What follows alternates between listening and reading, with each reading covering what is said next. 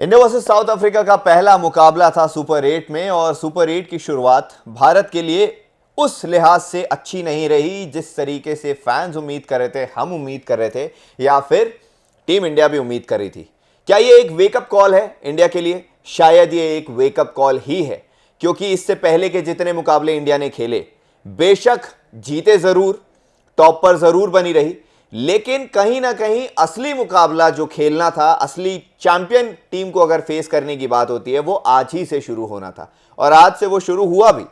अहमदाबाद में जो मुकाबला खेला गया जहां पर 76 रनों से साउथ अफ्रीका ने इंडिया को हराया, ये एक आईना दिखाने वाली चीज थी। मेघना मेरे साथ में है और इस चीज की बात भी करेंगे फटाफट आपके साथ में कि भाई अब इस हार के बाद इंडिया का क्या सिनारियो बनता है सेमीफाइनल के लिए, क्योंकि इंडिया को किन किन टीमों से मुकाबला खेलना है और कैसे कैसे वो जीतना जरूरी होगा, और कुछ छोटी चीजें लेकिन आने वाले समय में वो बड़ी जरूर होंगी, उन चीजों के बारे में बात करेंगे जो इस मैच से बहुत ज्यादा जरूरी थी। शुरुआत बेहतर थी, विकेट इंडिया को जल्दी मिल गए थे, बिल्कुल कैपिटलाइज नहीं कर पाए। जैसा अनुज ने बोला, आज खेला गया इंडिया वर्सेस साउथ अफ्रीका का मुकाबला। जिन लोगों ने मैच नहीं देखा, 188 रन्स का लक्ष्य मिला था इंडिया को। साउथ अफ्रीका पहले बैट कर रहे थे, थोड़ी सी पारी उनकी लड़खड़ाई कुछ ओवर्स में, लेकिन ओवरऑल परफॉर्मेंस एक टीम एफर्ट था, राइट। इंडिया के धुरंधर उतरे मैदान पे 188 को चेस करने। उसके बाद जो हुआ, that was nothing less than a Bollywood scripted movie. एक के बाद एक दूसरा, तू गया मैं नहीं, तू चला मैं आया, तू चल मैं आया, तू चल मैं तू आया, चल मैं आया, कुछ इस तरह का रहा सिलसिला। अब बात कर लेते हैं नेट रन रेट की। अनुज, ग्रुप स्टेजेस के हर मैच पे हम लोग डिस्कस कर रहे थे खेल कूद पे कि मिडिल ओवर्स की जो बैटिंग है इंडिया की, वहां परेशानी है रन रेट की, राइट। हम लोग डिस्कस कर रहे थे कि जो 4 मैच खेले गए हैं वहां 7 से 7.5 के बीच में खेले हैं आपके तीसरे नंबर और चौथे नंबर के बैट्समैन तिलक वर्मा और सूर्य कुमार यादव। आज के खेल में दोस्तों, through the match, through the innings, जब इंडिया बैट कर रहे थे, हाईएस्ट रन रेट जो गया है वो है 6.88। अनुज, ये एक 6.88 तब जब इंडिया बल्लेबाजी करी थी। और वहीं अगर साउथ अफ्रीका की बात करें तो साउथ अफ्रीका ने नेट रन रेट अपना जो बनाया था, अगर उसकी बात करें 10.5 यानी 10.54 के ऊपर बल्लेबाजी कर रहे थे, और जब 20 ओवर पूरे हुए तो वो रन रेट कहीं ना कहीं साउथ अफ्रीका का था 9.89 का, यानी कि जब इंडिया बैटिंग करने आ रहा था तो ऑलमोस्ट 10 रन के हिसाब से इंडिया को बल्लेबाजी करनी थी पर ओवर में। लेकिन गड़बड़ी कहां हुई? आपके शुरुआत के 4 ओवर्स जहां पर आप 3 विकेट खो देते हैं, 3 विकेट खोने के बाद में ऐसा लगता है कि नहीं, तिलक वर्मा और सूर्य कुमार यादव मौजूद हैं और वो वहां पर उसी तरीके की एक पार्टनरशिप दिखाएंगे जैसे कि नेदरलैंड्स के मैच में दिखाया था। कम रन, धीरे धीरे रन, लेकिन कहीं ना कहीं एक पार्टनरशिप कंसोलिडेट करते हुए बन जाती है। लेकिन क्या आज वो हो पाई? आज वो नहीं हो पाई। साउथ अफ्रीका ने अपने बॉलर्स को, यानी एडन मार्करम ने अपने गेंदबाजों को बहुत अच्छी तरीके से यूज किया। उन्हें पता था कहां पर मुझे केशव महाराज की जरूरत है, कहां पर मुझे लुंगी एनगिडी को यह समझाने की जरूरत है कि यार आपको चेंज ऑफ पेस करना है, वेरिएशन लाना है अलग अलग अपने पेस पे, कहां पर कगिसो रबाडा की बॉल कामयाब हुई और कहां कर उनकी खुद की गेंदबाजी भी कामयाब हुई एडन मार्करम की। और इंडिया के लिहाज से अगर बात करें तो एक बड़ा सवाल तिलक वर्मा के ऊपर भी है। वो इसलिए क्योंकि वो एक प्रूवन मैच विनर हैं। इंजरी के पहले उन्होंने वो चीज दिखाई जरूर है, लेकिन 2024 में आपको उन्होंने पूरी टूर्नामेंट जिता के दी है। लेकिन इंजरी के बाद में वो चीज करने में वो शायद नाकामयाब हुए हैं अभी तक मेघना। इसीलिए उनके ऊपर ये सवाल आता है कि क्या आने वाले मैचेस में उनकी परफॉर्मेंस क्या इसी तरीके से डिप करते हुए जाएगी, क्योंकि अभी तक हमको परफॉर्मेंस जो है वो एक सीधी लाइन पर है और सीधी लाइन से हम ये चाहते हैं कि वो परफॉर्मेंस ऊपर उठे, तब जाके आप मैच जीतेंगे, आप मुकाबले जीतेंगे। लेकिन कहीं ना कहीं अगर वो लाइन ऐसे डिप करते करते नीचे जाएगी तो परफॉर्मेंस इसी तरीके का होगा और शायद आने वाले मुकाबले में भी भारत जो है वो मैच ना जीते। आप बात कर रहे हो इंडिया की बैटिंग की, हमने ओपनिंग की बात की। ओपनिंग आज फिर से एक बार निराशाजनक रही। डक का सिलसिला तो दोस्तों चालू रहा। आज 4th 0 आया है इंडियन ओपनर का।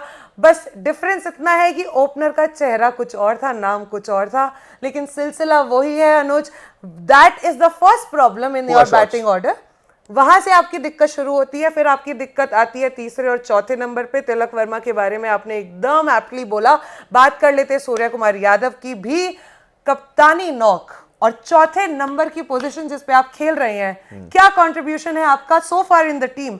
आज जैसे मैच में जहां टीम को जरूरत थी for somebody to take the weight on their shoulders, who else do we expect it from if not you, Surya Kumar Yadav? So that was another issue, and now we'll come on to the tail enders. बिल्कुल, tell Anders की अगर बात करें तो वहां पर भी देखिए शिवम दुबे आपने अच्छी बल्लेबाजी की, उनकी भी उनका नॉक अच्छे तरीके से आ रहा है, लेकिन क्या कहीं इस चीज की कमी हुई कि यार आपको किसे ऊपर प्रमोट करना है किसे नहीं? क्या ये मैच वो था? हो सकता है आपने वॉशिंगटन सुंदर को ऊपर जरूर भेजा, लेकिन ये भी चीज देखने की जरूरत है कि क्या उस समय हमें वाकई वॉशिंगटन सुंदर की जरूरत थी ऊपर, या हमें शिवम दुबे या हार्दिक पांड्या को प्रमोट करने की जरूरत थी? क्योंकि ये देखते हुए अगर सूर्य कुमार यादव ने कहा है कि हम पावर प्ले में मैच जीत नहीं सकते, लेकिन हम पावर प्ले में मैच हार जरूर सकते हैं, कोई भी टीम पावर प्ले में मैच हार जरूर सकती है। अगर आपको इस चीज की समझ है या फिर अगर कप्तान को इस चीज की समझ है, तो फिर वो उस चीज के लिए कोई प्लान क्यों नहीं बनाते? और अगर प्लान बनाने की चीज में वॉशिंगटन सुंदर थे ऊपर प्रमोशन पे,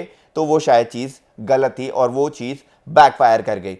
मेघना, पॉइंट्स टैली की अगर बात करें, क्योंकि इंडिया नंबर 4 पर है, Right. इंडिया ने मुकाबला हारा नहीं, बड़ी हार है। कहीं ना कहीं लोग बोलते हैं ना कि T20 में 15 रन की जीत, 20 रन की जीत भी एक बड़ी जीत होती है, तो ये तो 76 रनों की हार है। Yes. तो mine Also today sorry to cut you off, Suraj. Sorry to cut you off, Anuj. Okay. Anyway, हाँ. तो आज हमने एक माइलस्टोन और रजिस्टर किया है guys, which is not a very positive one. आज हमारी विश्व कप T20 की श्रृंखला में बिगेस्ट हार हुई है। बिल्कुल। We have 76 रनों never had to face something like this before. That is the reason this post-match analysis becomes even more important. And for those people जो टेक्निकलिटी से इतने वाकिफ नहीं है, अनुज अभी आपको बताएंगे कि इंडिया का यहाँ से सेमीफाइनल्स तक का सफर आसान नहीं है और सिर्फ इंडिया पे निर्भर नहीं करता है। ऐसा क्यों है अनुज? क्योंकि इंडिया -3.880 नेट रन रेट है इंडिया का फिलहाल। अब इस बड़ी हार के बाद में इंडिया नंबर 4 पर है। कल वेस्टइंडीज और जिम्बाब्वे का मैच है। साउथ अफ्रीका को भी 2 मैच और खेलने हैं, वो खेलने हैं जिम्बाब्वे से और वेस्टइंडीज से ही। लेकिन कल का मैच इसलिए इंपॉर्टेंट हो जाता है कि क्योंकि अगर वेस्टइंडीज ये मुकाबला जीत जाती है या जिम्बाब्वे अगर मैच जीत जाती है, 2-2 पॉइंट उनके भी हो जाएंगे। प्रेशर इंडिया पर नेट रन रेट का तो रहेगा ही रहेगा, लेकिन साथ ही साथ बाकी दोनों मैच जीतने का भी होगा। और कहीं ना कहीं उम्मीद इस चीज की होगी कि साउथ अफ्रीका दोनों मैच अपने बचे हुए वो अच्छे अंतर से जीतें, सो दैट इंडिया अगर वहां पर जाके उन दोनों टीमों को हराती है, तब जाके उनके पॉइंट्स कंसोलिडेट हो जाएंगे। अब इंडिया 4 से ज्यादा पॉइंट्स नहीं जा पाएगी ऊपर, क्योंकि इन ग्रुप में सबको 3-3 मैच खेलने हैं और 3 मैच जीतने वाली टीम 6 अंक लेके जाएगी। लेकिन इंडिया ने क्योंकि एक मैच ऑलरेडी गंवाया है, तो अब वो 4 से ज्यादा पॉइंट नहीं लेके जा सकते, वो भी तब जब ये दोनों मैच वो जीत जाते हैं। उसके बाद भी 1 तारीख के मैच के बाद भी ये चीज देखा जाएगा, इंडिया का जब लास्ट मैच होगा ये चीज देखा जाएगा कि क्या वेस्टइंडीज उससे पहले साउथ अफ्रीका से अपना मुकाबला हारी है, या फिर इंडिया ने जो पॉइंट्स उनके बने हैं और जो नेट रन रेट उनके बाद में हो गया है, उसके बाद सेमीफाइनल की रेस में वो सिचुएशन उनकी आगे जाती है या नहीं। साउथ अफ्रीका के लिए फिलहाल के लिए सारी चीजें जो हैं वो बेहतर हैं, और शायद इस ग्रुप से जो आगे जाने वाली, आगे प्रोग्रेस करने वाली टीम है वो ये है जो क्लियरली अभी दिखाई दे रहा है। तो आप देख रहे हैं खेल कूद। इससे ज्यादा भी डिटेल चाहिए तो हमारे लाइव सेशंस देखें, यूट्यूब पे अवेलेबल है। इंस्टाग्राम पे अगर देख रहे हैं तो follow, like, share and subscribe. Same goes for all the platforms. मैं हूं मेघना, मेरे साथ है अनुज। दिस इज खेल कूद। थोड़ा कटिंग चाहिए होगा बीच में एक आधा।